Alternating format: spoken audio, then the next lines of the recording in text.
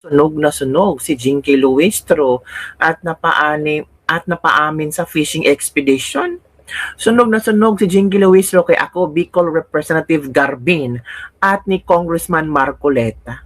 Nako, panoorin natin kung paano napahiya si Jinky Luistro at paano niya ito naresolbahan. Ay, nako, alerke ay. Jinky, sige pa, banat mo pa kay VP Sara, o, di ba? Sabi pa ni Jinky Luistro, baka bilyonarya si BP Sara. Naku po, grabe naman siya. Kung makapag judge kay VP Sara, merong mga ebidensya, di ba?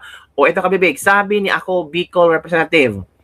Ako Bicol Representative Garbin, pumalag sa proseso ng impeachment proceedings laban kay VP Sara, di ba? Ako Bicol yan ha, representative. Ayon kay Garbin, naobserbahan niya ito dahil sa pagpangalap ng mga ebidensya ng committee laban kay Duterte kasama na ang SALN. Aniwala si Garbin na hindi binibigyan ng oportunidad si Duterte na tugunan ang mga akusasyon sa kanya.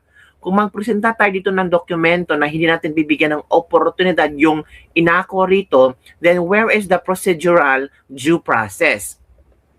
That's why I'm saying, are we improving the complainant? Or it is better left to be the impeachment court to present all of this. Tama. Ang gusto ipabot ni Garbin, nag-a-add ba tayo ng ebidensya sa mga complainant? Or palagpasin na natin to at hayaan na lang ang impeachment court ang magbusisi nito.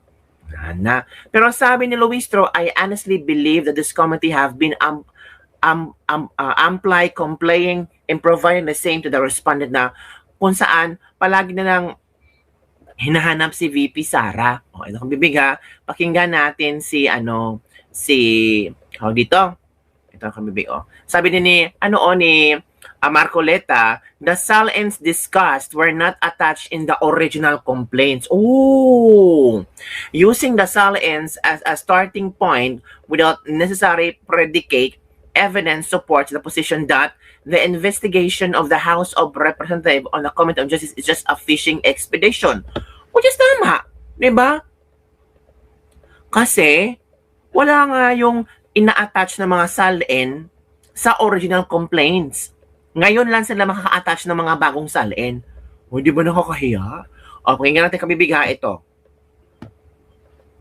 Honorable Marcoleta, please understand that you are not a member of the Justice Committee. You're allowed to manifest, but you cannot raise clarificatory questions to the resource person. I'm about to You may proceed. raise a manifestation, ma'am, about the SALN, ma'am. First of all, let me state on record that the SALNs discussed were not attached in the original complaints. Hindi po sila kasama sa original complaints. And using the SALNs as a starting point without necessary predicate evidence supports the position that the investigation of the House of Representatives Committee on Justice is a fishing expedition. And if I may add, Madam Chair, on the SALN issue, the complaint asks this committee to obtain bank records, SALNs, coordinate with the AMLC, and forensic accounting. If so, it is an acknowledgement that the complaint is still seeking the very facts it needs to conclusively prove its SALN theory.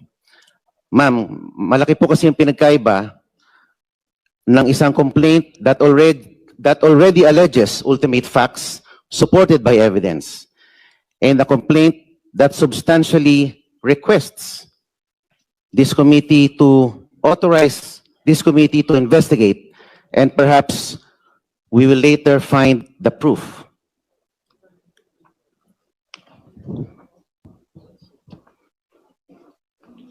And if I also raise this observation, Madam,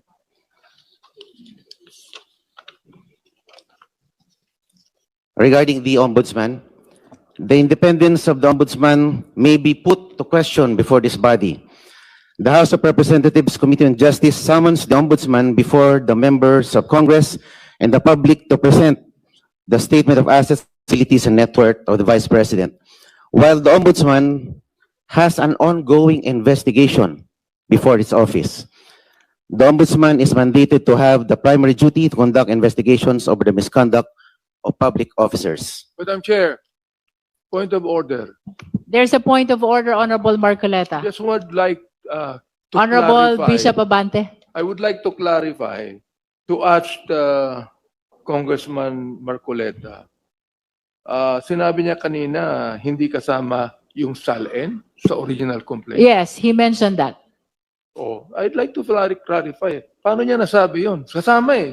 Ito, babasahin ko.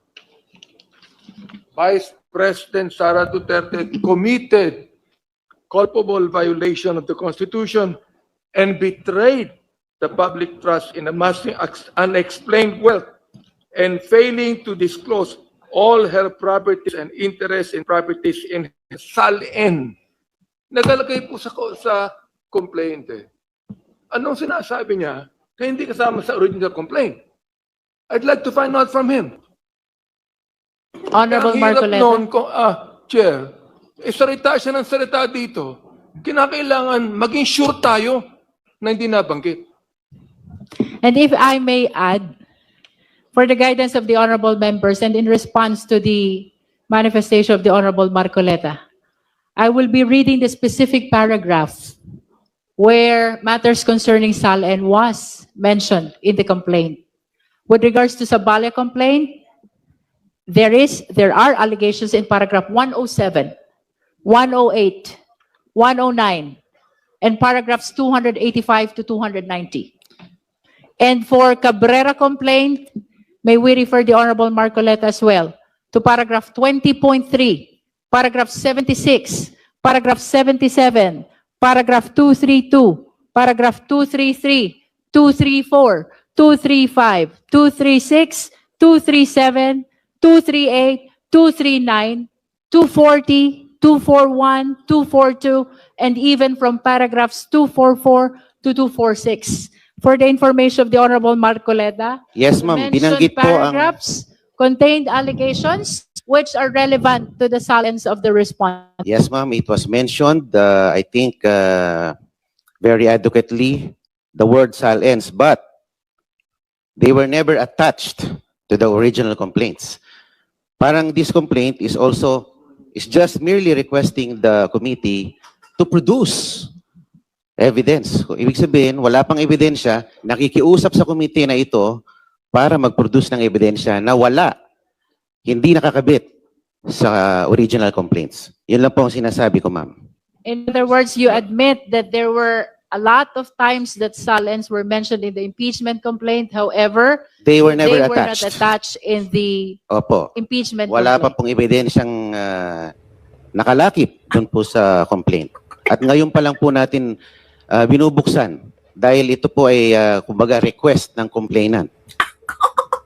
Please understand as well that the compulsory process that was granted to the Justice Committee is for the purpose of testing the Testing. sufficiency of the allegations in the complaint, Testing whether na the pala. same constitute probable cause, which is Yeah. the mandate of this proceeding. Correct.